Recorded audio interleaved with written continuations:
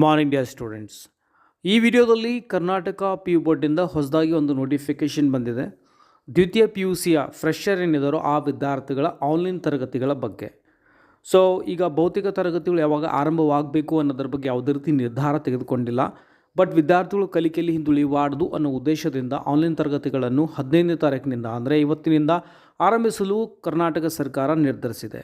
ಹೋದ ವರ್ಷ ಕೋವಿಡ್ ಸಮಸ್ಯೆಯಿಂದಾಗಿ ಪ್ರೀ ರೆಕಾರ್ಡೆಡ್ ವಿಡಿಯೋಗಳ ಲಿಂಕ್ನ ಅಲ್ಲಿ ಉಪನ್ಯಾಸಕರು ತಮ್ಮ ಒಂದು ವಾಟ್ಸಪ್ ಗ್ರೂಪ್ಗೆ ಕಳಿಸ್ತಾ ಇದ್ರು.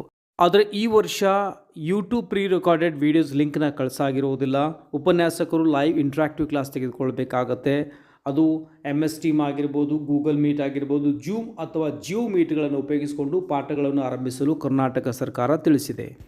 ಇದಲ್ಲದೆ ಸಾಮಾನ್ಯ ತರಗತಿಗಳಲ್ಲಿ ಅಂದರೆ ಭೌತಿಕ ತರಗತಿಗಳಲ್ಲಿ ಯಾವ ರೀತಿ ಒಂದು ಟೈಮ್ ಟೇಬಲ್ ಇರ್ತಾ ಇತ್ತು ಅದೇ ರೀತಿ ಟೈಮ್ ಟೇಬಲ್ ಮಾಡ್ಕೊಳ್ಳಿ ಅಂತ ಹೇಳಿದೆ. 10ರಿಂದ 11 ಗಂಟೆವರೆಗೆ 1ನೇ ಕ್ಲಾಸ್, ಮತ್ತು 11ರಿಂದ 12ನೇ ತರಗತಿವರೆಗೆ 2ನೇ ಪೀರಿಯಡ್ ಇರುತ್ತೆ. ಆಮೇಲೆ 12ರಿಂದ 12ವರೆಗೆ ಅಲ್ಲಿ ವಿರಾಮ, ನಂತರ ಮತ್ತು 12ವರೆಯಿಂದ 1:30ವರೆಗೆ, ಆಮೇಲೆ 1:30ರಿಂದ 2:30ವರೆಗೆ ಈ ರೀತಿ ಒಂದು ಟೈಮ್ ಟೇಬಲ್ನ ಹಾಕ್ಕೊಂಡು ಲೈವ್ ಕ್ಲಾಸಸ್ನ ನೀವು ಕಂಡಕ್ಟ್ ಮಾಡಿ ಅಂತ ಒಂದು ನೋಟಿಫಿಕೇಷನಲ್ಲಿ ತಿಳಿಸಿದೆ. ಮತ್ತೆಲ್ಲೊಂದು ಸ್ಟ್ರಿಕ್ಟ್ ರೂಲ್ಸ್ ಮಾಡಿದೆ. ಕಂಪಲ್ಸರಿ ಉಪನ್ಯಾಸಕರು ಟೈಮ್ಗೆ ತಕ್ಕ ಹಾಗೆ ಲಿಂಕ್ನ ಜನ್ರೇಟ್ ಮಾಡಬೇಕಾಗುತ್ತೆ ಮತ್ತು ವಿದ್ಯಾರ್ಥಿಗಳಿಗೆ ಕಳಿಸಬೇಕಾಗತ್ತೆ. ಆನ್ಲೈನ್ ಪಾಠಗಳನ್ನು ತೆಗೆದುಕೊಂಡ ನಂತರ ವಿದ್ಯಾರ್ಥಿಗಳು ಯಾರು ಹಾಜರಾಗಿದ್ದಾರೋ ಅದರ ಒಂದು ಅಟೆಂಡೆನ್ಸ್ನ ಬರೆದುಕೊಂಡು ಅದನ್ನು ಪ್ರಿನ್ಸಿಪಲ್ಗೆ ಕಳಿಸ್ಬೇಕಾಗುತ್ತೆ. ಇದೊಂದು ಕಡ್ಡಾಯವಾಗಿರುವಂಥ ರೂಲ್ ಆಗಿದೆ. ಅಂದರೆ ಕಂಪಲ್ಸರಿ ವಿದ್ಯಾರ್ಥಿಗಳು ಅಟೆಂಡ್ ಆಗಲೇಬೇಕಾಗುತ್ತೆ ಮತ್ತು ಅಲ್ಲಿ ಉಪನ್ಯಾಸಕರು ಕಂಪಲ್ಸರಿ ಕ್ಲಾಸಸ್ನ ತೆಗೆದುಕೊಳ್ಬೇಕಾಗುತ್ತೆ ಮತ್ತು ಹಾಜರಾತಿಯು ಸಹ ಅಲ್ಲಿ ಕಡ್ಡಾಯವಾಗಿರುತ್ತೆ.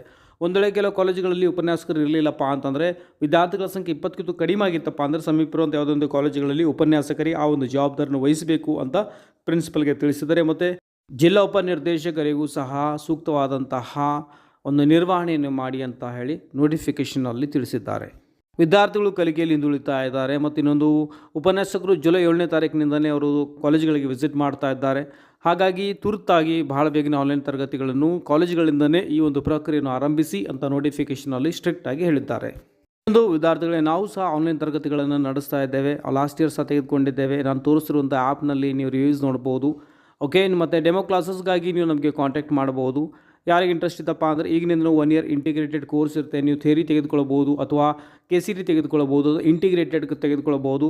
ನಮ್ಮಲ್ಲಿ ನಿಮಗೆ ಬೇಸಿಕ್ನಿಂದ ತಿಳಿಸಲಾಗುವುದು. ಕ್ಲಾಸ್ 11ಲ್ಲಿ ಮಿಸ್ ಆಗಿರುವಂಥ ಎಲ್ಲ ಕಾನ್ಸೆಪ್ಟ್ಗಳನ್ನು ಭಾಳ ಸಿಂಪಲ್ ವೇನಲ್ಲಿ ನಿಮಗೆ ನಾವು ತಿಳಿಸಲು ಪ್ರಯತ್ನ ಮಾಡ್ತೇವೆ.